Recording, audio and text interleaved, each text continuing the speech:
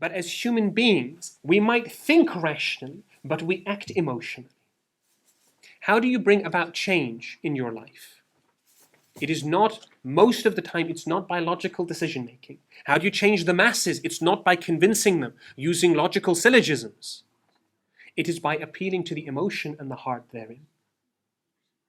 Think of the mother who has never been able to give up smoking, but when she becomes pregnant and she is aware of the harm that she will do to her child, that imbues her with a new strength to quit.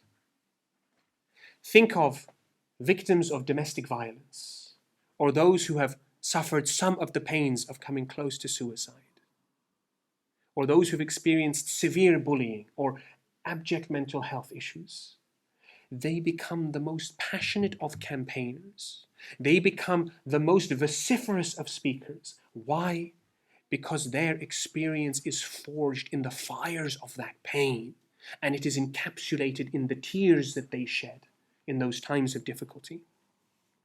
And when we take our tears like that, they are no longer tears of despair, that we wish things could be different, that we curse fate and we question God, wal-'iyadhu billah, but rather these are tears of catalysts. We use them as that emotion. We understand the human being is an emotional creature. Within logical boundaries, we take the power of that emotion and we catapult ourselves forward in a way that we never could convince ourselves to previously.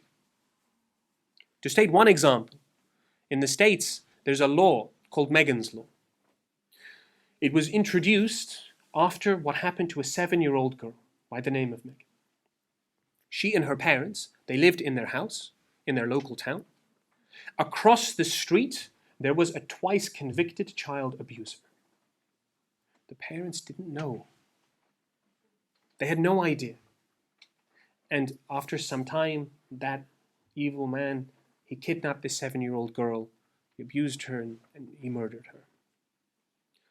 The parents, from the depths of their grief, they used the passion of their pain, and they pushed the entire American legal system to change.